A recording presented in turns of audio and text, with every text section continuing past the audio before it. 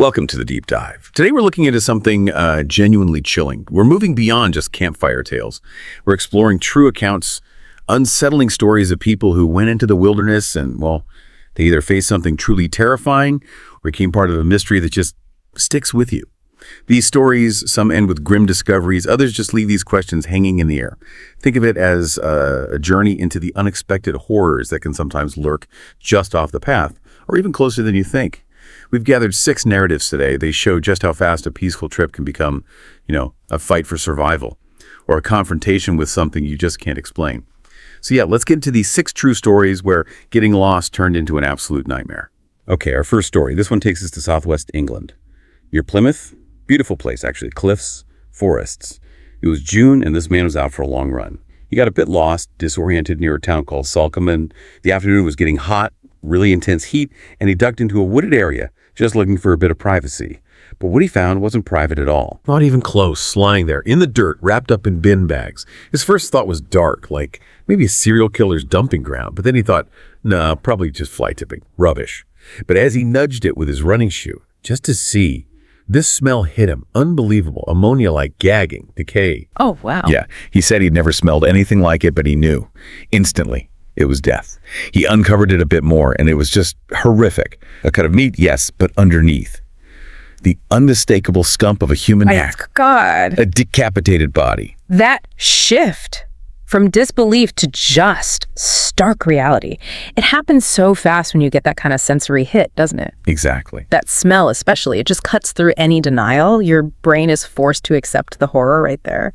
It really is primal shock. And, beyond that initial shock, what about the long term?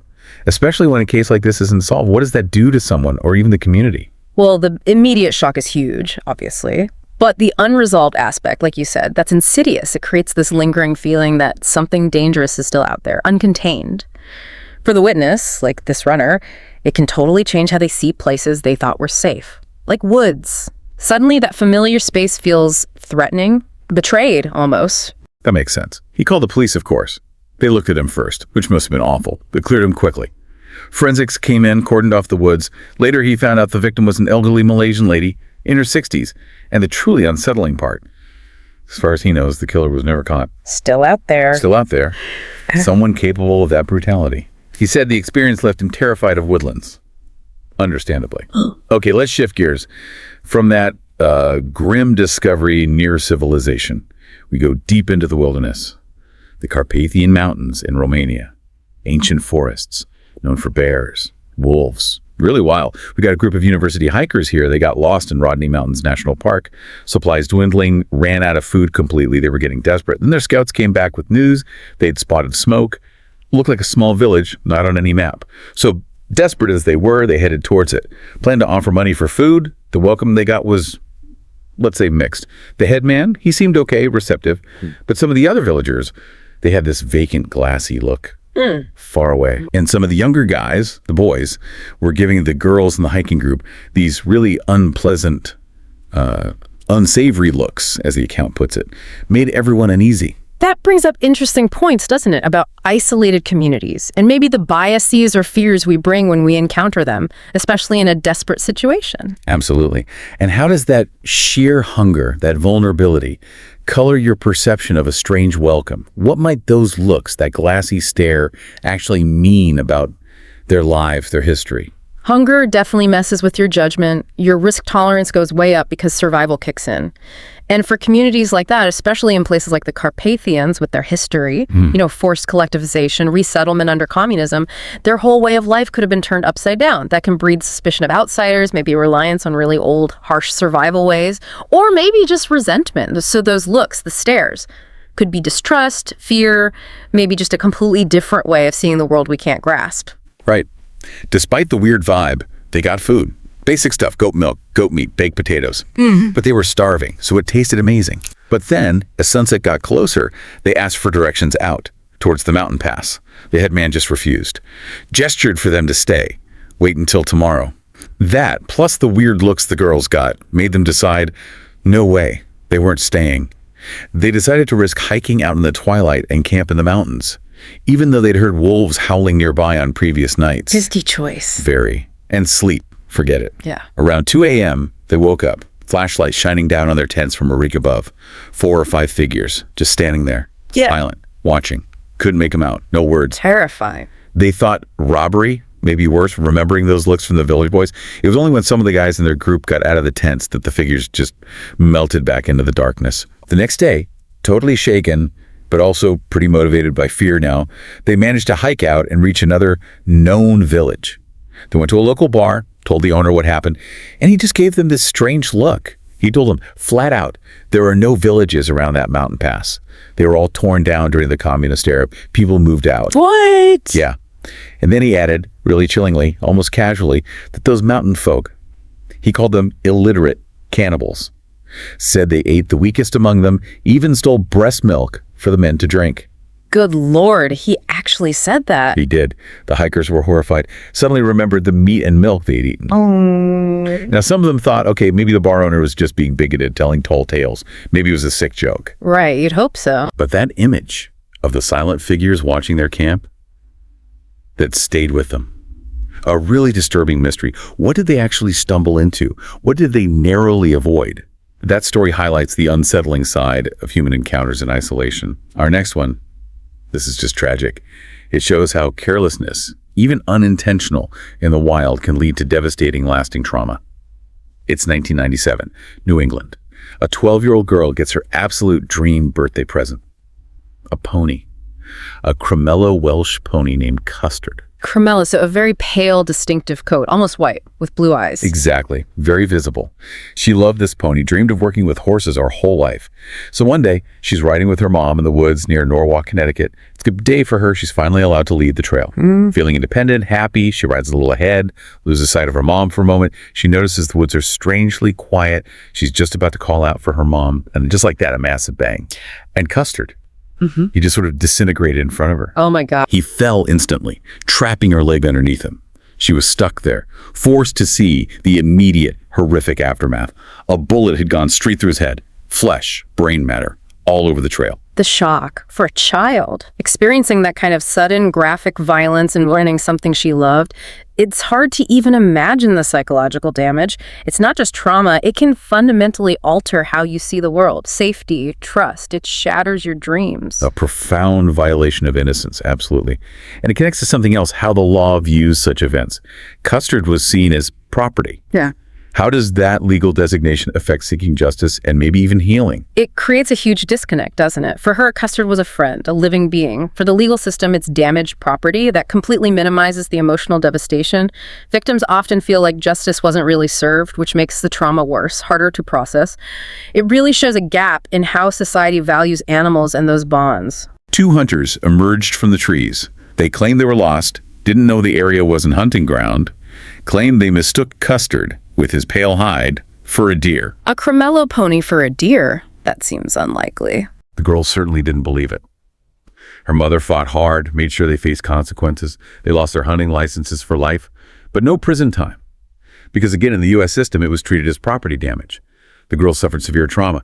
Years of therapy. She developed an aversion to most meat, became pescatarian, eating only fish.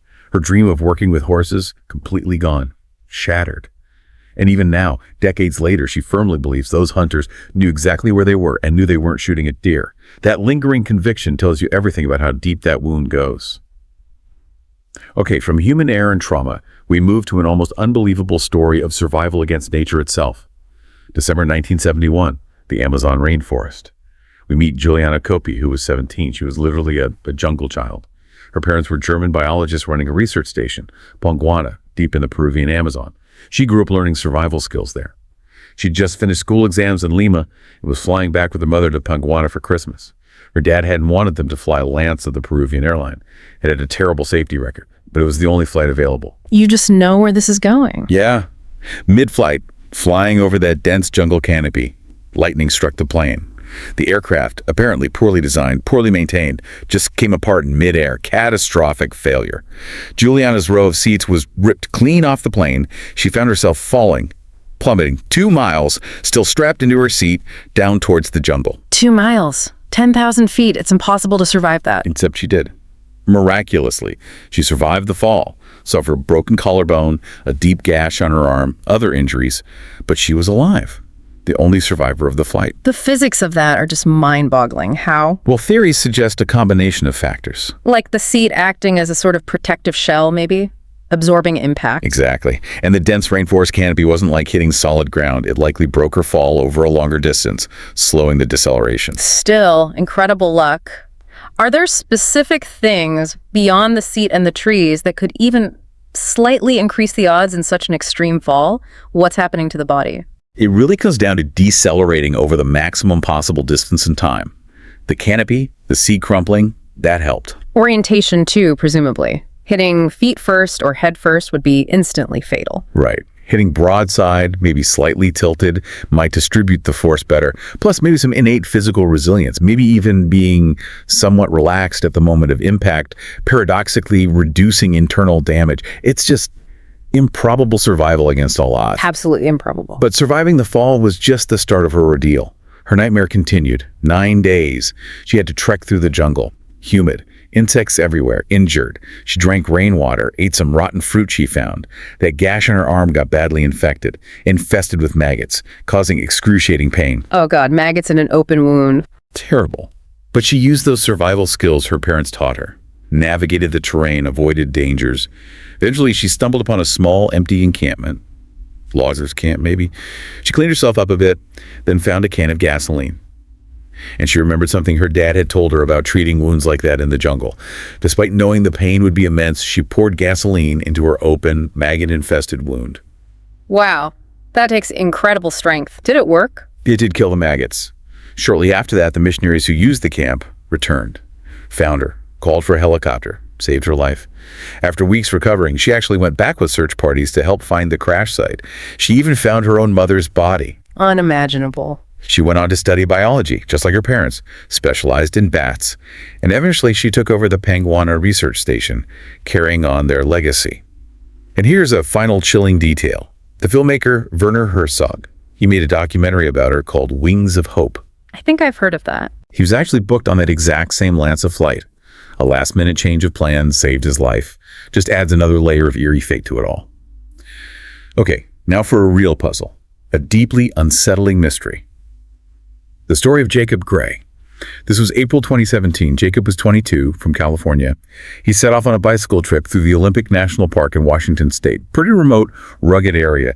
Days later, park rangers found his bike, abandoned. And he had this distinctive trailer hitch to it, a red and yellow child's trailer. But he's using it for camping gear. That was found too. But Jacob, gone. And here's the first weird detail. Arrows were found stuck in the trailer and jammed into the ground nearby. Arrows, like from a bow. Seems like it. Yeah. So an intense search starts. Rangers, sheriff's deputies, dogs, volunteer trackers, massive effort. They found some evidence suggesting Jacob had swapped his hiking boots for running shoes near a river. Maybe slipped, but managed to get out downstream. They searched log jams, everything. Nobody. After about 2 weeks with conditions worsening, the official search was scaled back. They basically concluded survival was impossible. Which is often the case, sadly. But the arrows, that's strange. Very strange. And this is where it gets even more baffling, linking back to survival instincts. Right, you mentioned this earlier. People lost in the wild almost always head downhill, instinctively, towards water, towards potential civilization. Exactly. But Jacob, where they eventually found him, completely contradicts that. It makes you question everything. Was he lost? Yep. Or was something else going on? If he went uphill, 15 miles uphill as it turns out, that implies either extreme disorientation, which seems unlikely given he had gear, Or he was deliberately going uphill, fleeing something, or trying to reach somewhere specific. That's the chilling possibility, isn't it? Especially with those arrows near the bike. Did something happen there that made him abandon his gear and run uphill? It points towards something more complex than just getting lost. So fast forward over a year, August 2018. Some biologists are out studying marmots, those ground-dwelling rodents high up on a ridge above a place called Whole Lake. And they find skeletal remains. It's Jacob Gray, over 15 miles from where his bike was found, and significantly uphill. 15 miles uphill. Wow. He still had gear with him. A lighter, insulated clothing, even food. The coroner suggested hypothermia as the cause of death, which is plausible given the altitude and conditions. But it doesn't explain the journey. Why go 15 miles uphill? And the skeletal state? Exactly. Being skeletal meant they couldn't rule out injuries to soft tissues, stab wounds, bullet wounds. Impossible to know for sure. So hypothermia is a possibility, but not the full story. Not necessarily. And then there's another strange find. A Bible was found with his remains. The pages weren't torn out, suggesting he hadn't used it for kindling to start a fire, even though he had a lighter. So why carry it all that way, with survival gear, if you weren't using it for practical means? It doesn't fit a typical suicide scenario either, especially with the food and clothing. It's all very perplexing. And you circle back to those arrows.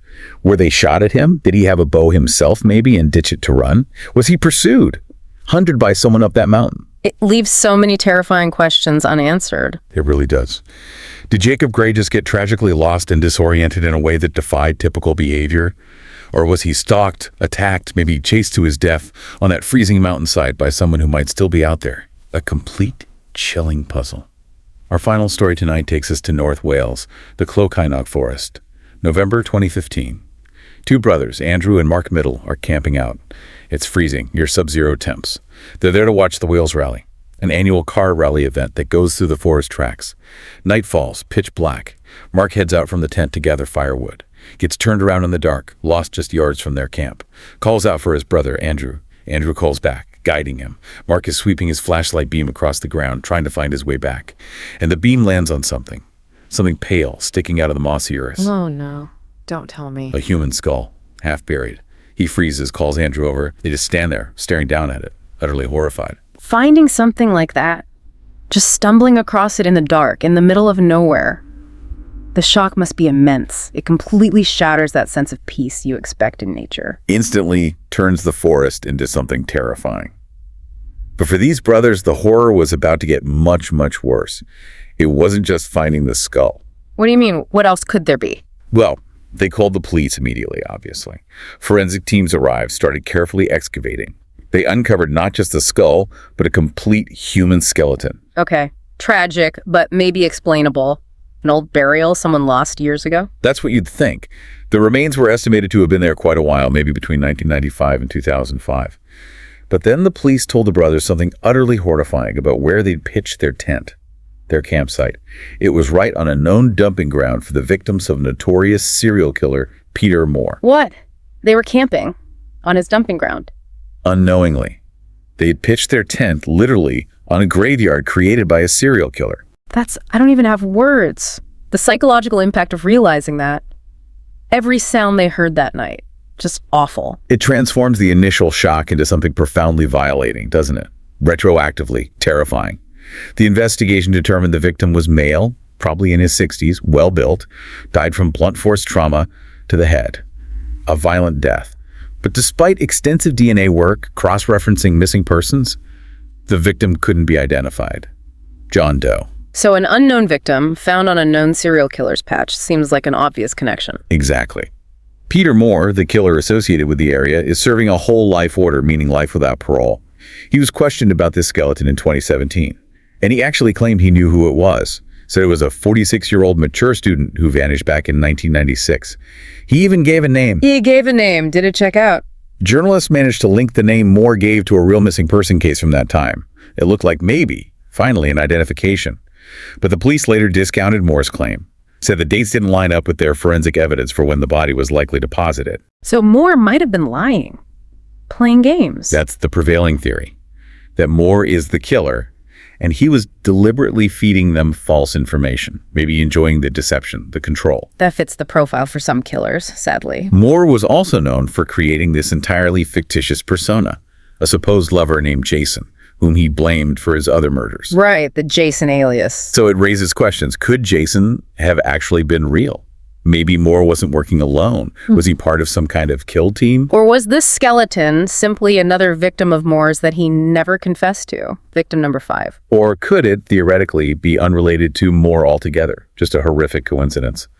Though that seems less likely given the location. Highly unlikely. So the identity of the victim remains unknown.